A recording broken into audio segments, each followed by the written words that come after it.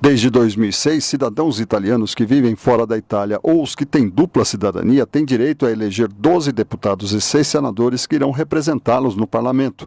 Neste ano, o pleito elegerá 2 senadores e 4 deputados como representantes da América do Sul. Entre os candidatos está o jornalista brasileiro Fernando Mauro Treza, que concorre ao cargo pela primeira vez. Ele apresentou sua candidatura em uma coletiva de imprensa no dia 8 de fevereiro em São Paulo.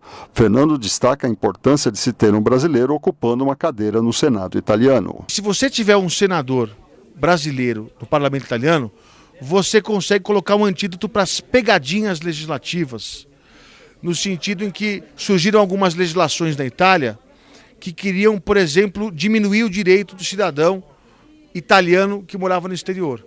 Queriam diminuir, por exemplo, hoje, se você é filho de italiano, você pode ter cidadania. Neto, bisneto, trineto, não tem limite de gerações. E na Itália surgiu uma lei que queria fazer o limite de gerações. Quer dizer, você cria uma barreira para aquele que é cidadão por sangue, na Itália o que vale é o ius sanguinis, ou seja, o direito por sangue, ou seja, se ele é filho de italiano ele só precisa do reconhecimento da sua cidadania que já existe. Então o que o governo faz é reconhecer. Então esse é um tipo de legislação que, se você não tiver ali um brasileiro ou ítalo brasileiro atento, o sul-americano em geral, que possa ver essa pegadinha e lutar contra ela, fica muito complicado. Então, importante você ter um ítalo brasileiro atento às pegadinhas legislativas no parlamento italiano. Fernando Mauro também fala das leis sexistas que alguns tentaram aprovar. Tem aquelas leis sexistas que diziam que a mulher não pode passar a cidadania. Quer dizer, depois isso foi julgado pela Suprema Corte como uma lei inconstitucional, em que você tem que ter direitos iguais entre homens e mulheres. Se o homem passa a cidadania para o seu filho, a mulher também pode passar. De maneiras que uma atenção muito grande para as leis sexistas e as leis que queiram impedir direitos dos italianos que moram fora da Península Itálica, nós estaremos muito atentos a essas questões no parlamento italiano, no Senado.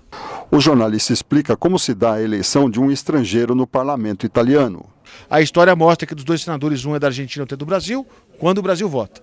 E dos 4 deputados, 2 da Argentina, 2 do Brasil, quando o Brasil vota. Por isso a gente convida muito o ítalo brasileiro para participar do processo, independente de quem ele escolha como candidato. Lógico que nós pedimos o voto para a campanha de Treza a senador, mas independentemente para quem ele vote, a participação é muito importante, fundamental para a gente avançar nas conquistas de direitos dos italianos que moram fora da Itália. Neste ano, o pleito acontece nos dias 24 e 25 de fevereiro. Fernando Mauro Treza faz parte do movimento Passione Itália e concorre pelo Civica Popolare. O processo eleitoral ele se dá pelo correio, em que o cidadão, o eleitor, recebe uma ou 2 cédulas, dependendo da idade, porque para votar para deputado federal, ele precisa ter acima de 18 anos. E para votar para o Senado, ele precisa ter acima de 25 anos.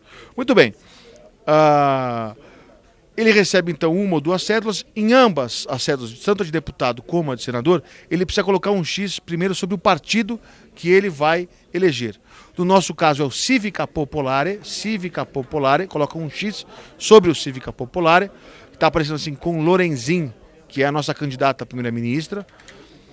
E na sequência ao lado você tem uma linha em que você escreve o sobrenome do seu candidato. No nosso caso, Treza, Trezza.